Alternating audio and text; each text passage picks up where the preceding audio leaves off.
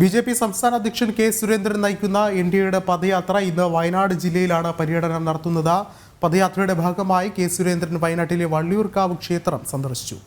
Valliyoorkavu Kavungal colony സന്ദർശിച്ച സുരേന്ദ്രൻ മതമേലധ്യക്ഷന്മാരുമായും സാമൂഹ്യ സാംസ്കാരിക രംഗത്തെ പ്രമുഖരുമായും കൂടിക്കാഴ്ച നടത്തി. തുടർന്ന് ഉച്ചയ്ക്ക് ശേഷമാണ് പദയാത്ര ആരംഭിക്കുന്നത്. കൂടുതൽ വിവരങ്ങളുമായി വിനീഷ് ചേർന്നുണ്ട്. വിനീഷ, കഴിഞ്ഞ ദിവസം കണ്ണൂരിലായിരുന്നു പദയാത്ര. അവിടെയും വളരെ വലിയൊരു ജനപങ്കാളിത്തം ഉണ്ടാകുന്നു. ഒരുപക്ഷെ ഇവിടെയും വയനാടും പദയാത്ര ആരംഭിക്കാനിരിക്കെ അത്തരത്തിലൊരു വലിയൊരു ജനപങ്കാളിത്തം ഉണ്ടാകുമെന്നല്ലേ കരുതേണ്ടത്?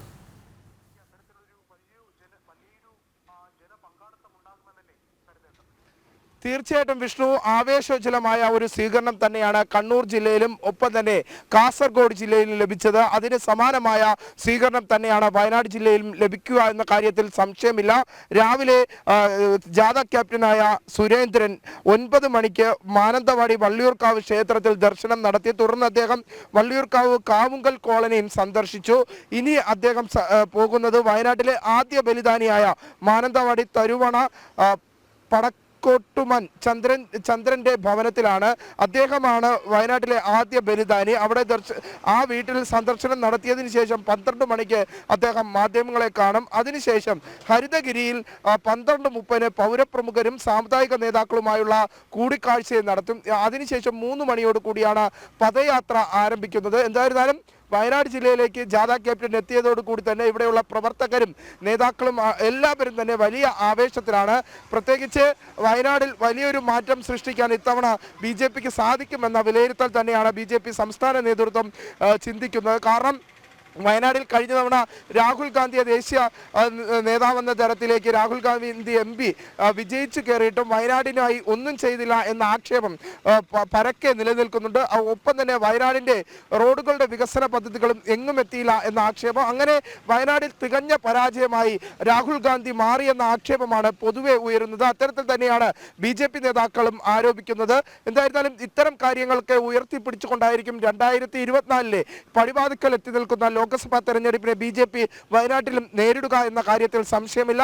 ഒപ്പം ബി.ജെ.പിയുടെ അടിസ്ഥാന തല പ്രവർത്തനങ്ങൾ, ബൂത്ത് തല പ്രവർത്തനങ്ങൾ എല്ലാം തന്നെ സജീവമാക്കുക എന്ന ലക്ഷ്യവും ഈ പദയാത്രയിലുടനീളമുണ്ട്. രാഷ്ട്രീയമായി തന്നെ വലിയ നേട്ടങ്ങൾ കൈവരിക്കുക എന്ന ലക്ഷ്യമാണ് ബി.ജെ.പി. ഒപ്പം ഈ ഒരു പദയാത്രയിലുടനീളം സ്വീകരിച്ചിട്ടുള്ളത്. പ്രധാനമായും വിവിധ രാഷ്ട്രീയ പാർട്ടികളിലുള്ള നേതാക്കളും അണികളും അടക്കമുള്ള 500-ലധികം പേരാണ് ഇപ്പോൾ കഴിഞ്ഞ ദിവസം കണ്ണൂരിൽ മാത്രം 200-ലധികം പേർ ദേശീയധാരയിലേക്ക് ബി.ജെ.പിയുടെ അംഗത്വമെടുത്ത് എത്തുന്ന ഒരു കാഴ്ച, ബി.ജെ.പിയുടെ പ്രവർത്തകരായി മാറുന്ന ഒരു കാഴ്ചയായിരുന്നു നമുക്ക് കാണാൻ സാധിച്ചത്. സമാനമായ രീതിയിൽ തന്നെ വയനാട്ടിലും ഇത്തരത്തിൽ നിരവധി പ്രവർത്തകർ പുതിയ അംഗങ്ങളായി എത്തും എന്നാണ് ഇപ്പോൾ മനസ്സിലാക്കാൻ സാധിക്കുന്നത്. വിവിധ രാഷ്ട്രീയ പാർട്ടിയിൽ നിന്ന് വിട്ടുവരുന്ന പ്രവർത്തകരാണ്, പ്രത്യേകിച്ച് CPM-ൽ നിന്നും കോൺഗ്രസിൽ നിന്നും വിട്ടുവരുന്ന പ്രവർത്തകരാണ് ബി.ജെ.പിയുടെ ആ ഒരു ആശയം ഉൾക്കൊണ്ടുകൊണ്ട് പ്രവർത്തിക്കാനായി രംഗത്തെത്തുന്നത്. അങ്ങനെ വലിയ രീതിയിലുള്ള മാറ്റം, ഒപ്പം തന്നെ NDA ചെയർമാൻ എന്ന രീതിയിൽ കൂടുതൽ ഘടകകക്ഷികളെ പാർട്ടിയുടെ ഭാഗമാക്കുക, NDA വിപുലീകരിക്കുക എന്ന ലക്ഷ്യവും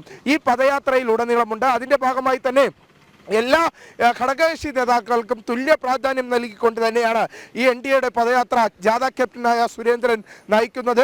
എന്തായിരുന്നാലും ഈ ഒരു പദയാത്ര തിരുവനന്തപുരത്ത് എത്തുന്നതോടുകൂടി തന്നെ അത് വലിയൊരു രാഷ്ട്രീയ മാറ്റത്തിന് തുടക്കം കുറിക്കും എന്ന കാര്യത്തിൽ സംശയമില്ല. അത്തരത്തിലുള്ള നീക്കങ്ങൾ തന്നെയാണ് അണിയറയിൽ ബി.ജെ.പി. നടത്തുന്നത് എന്നതാണ് നമുക്ക് മനസ്സിലാക്കാൻ സാധിക്കുന്നത്. കൂടുതൽ നേതാക്കളെ കോൺഗ്രസിൽ നിന്നും CPM-ൽ നിന്നും ബി.ജെ.പിയിലേക്ക് എത്തിക്കാനുള്ള ഒരു ശ്രമം ബി.ജെ.പിയുടെ സംസ്ഥാന നേതൃത്വവും കേന്ദ്ര നേതൃത്വവും നടത്തുന്നു എന്നാണ് നമുക്ക് അനൗദ്യോഗികമായി പോലും ലഭിക്കുന്ന വിവരങ്ങൾ. എന്തായിരുന്നാലും ഈ ഒരു പദയാത്ര സമാപന ദിവസത്തേക്ക് എത്തുമ്പോൾ വലിയ രാഷ്ട്രീയ മാറ്റത്തിന് കേരളത്തിൽ ആദ്യം കുറിക്കും എന്ന കാര്യത്തിൽ സംശയമില്ല എന്നാണ് നമുക്കിപ്പോൾ മനസ്സിലാക്കാൻ സാധിക്കുന്നത്. അതോടൊപ്പം തന്നെ നമുക്കറിയാം, സംസ്ഥാനത്ത് ഇടത് വലത് മുന്നണികൾക്കെതിരെ ഉയരുന്ന പൊതുജനങ്ങളിൽ നിന്നും അതിനെതിരെ ഉയരുന്ന ഒരു പൊതുവികാരം, അതും ഒരുപക്ഷെ ബി.ജെ.പിക്ക് കരുത്താവുകയല്ലേ?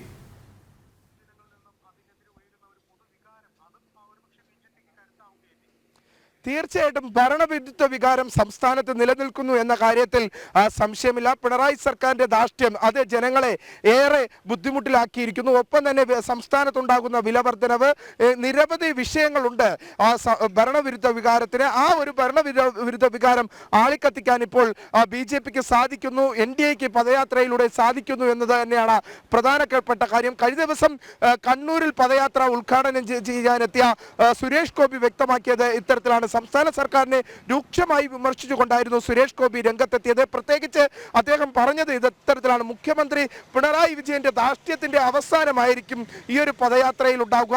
ഒപ്പം തന്നെ ഇത് നൽകുന്നത് മോദിയുടെ ഗ്യാരണ്ടിയാണ്, അല്ലാതെ പിണറായി പറയുന്നത് പോലെ എല്ലാം ശരിയാക്കുമെന്ന വാഗ്ദാനമല്ല. മോദി ഗ്യാരണ്ടി നൽകിയിട്ടുണ്ടെങ്കിൽ ആ ഗ്യാരണ്ടി ഉറപ്പായും നടപ്പിലാക്കുമെന്ന നിലപാട് തന്നെയാണ് ബി.ജെ.പി. സംസ്ഥാന അധ്യക്ഷൻ കെ സുരേന്ദ്രൻ നയിക്കുന്ന എൻ.ഡി.എയുടെ പദയാത്ര ഇന്ന് വയനാട് ജില്ലയിലാണ് പര്യടനം നടത്തുന്നത്.